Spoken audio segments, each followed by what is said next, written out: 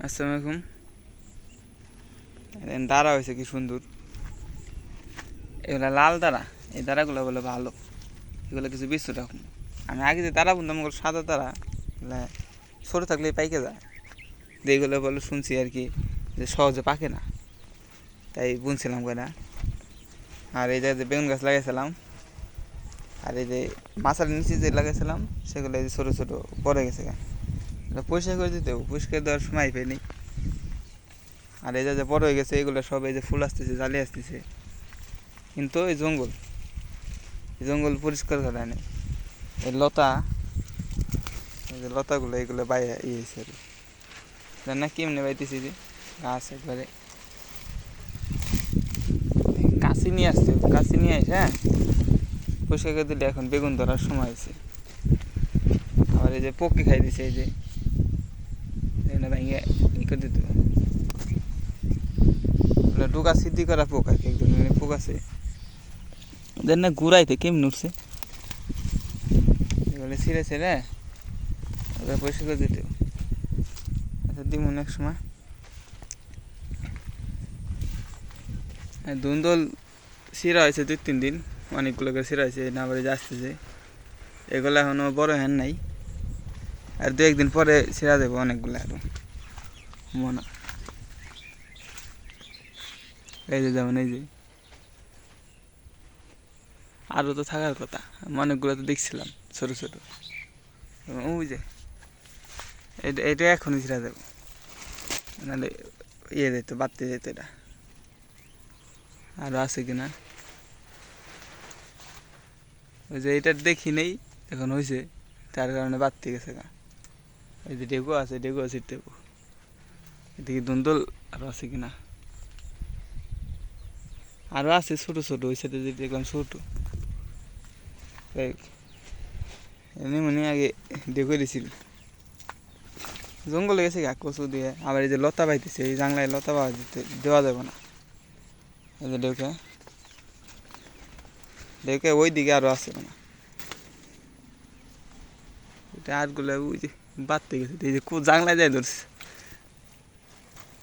জাংলায় ডেউকে ধরছে, এই যে এখানে বাড়তে যাইতেছে একসাথে কতগুলো।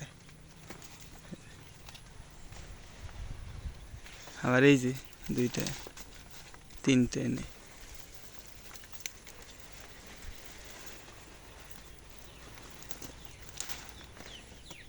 যাক, আর তো দেখতেছি না, তবে এক গাছ থেকে এতগুলো ডেকে হয়ে গেছে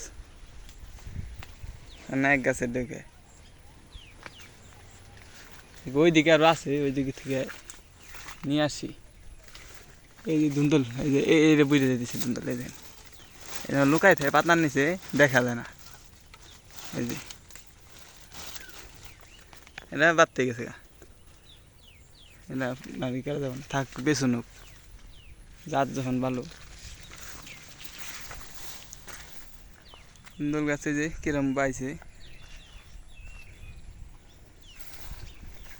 যে বেগুনও কয়েকটা করে আসতেছে যে দেখা যায়। আর কলা গাছের অবস্থায় যে আলহামদুলিল্লাহ মোটামুটি ভালোই। এখন এই যে বৃষ্টির কারণে গাছগুলো মোটা হইতেছে, একটু বড় হইতেছে। নিচে অনেক পোয়া বেরোইছে আর ঘাস তৈছে, ওটা কিছু করা গেল না মেঘের জন্য। যে বিষ দিব মেঘের জন্য বিষ দিতে পারতেছে না। কে জানি ঘাস কাইটে নিছে, এমনি যদি কেউ ঘাস কাইটে নেয় তাহলে বিষ দিতে লাগে না, ঘাস কেটে নিলে এমনি ভালো হবে। সব কলা গাছে একটু নিচে যে পোয়া বেরোচ্ছে, পোয়া কাটতেছি না, ইচ্ছা আসলে পোয়াগুলো সব রাইখে দেখুন যে কীরকম। এই যে ভেন্ডি গাছ এগুলো পরিষ্কার করার সময় পেয়ে মেঘের জন্য। এই যে ডেগুর গাছগুলো সব নিচেই চলে গেছে, ওই যেগুলো আসলে 2-একটা বাড়তে গেছে। এনে দেখি পাইছে হয়েছে কিছু বাইর করতে পারি কিনা, খাওয়ার ভেন্ডি হয় কিনা, এগুলো এনে রাখি।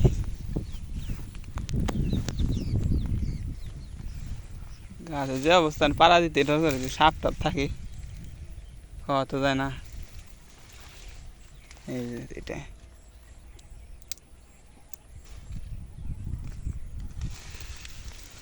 এই তো জঙ্গলের মধ্যে তালাশ করে পাওয়া যায়।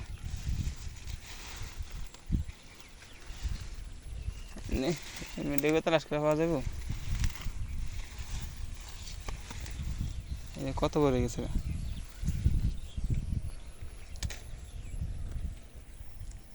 কেনে যে গাছ ছিল সব গাছে দেন এই জঙ্গলের কারণে যে পোকে খাইয়া করছে কি যা ধরছে নেওয়া যাবো না, গাছও নষ্ট হয়ে গেছে দুলি পরে।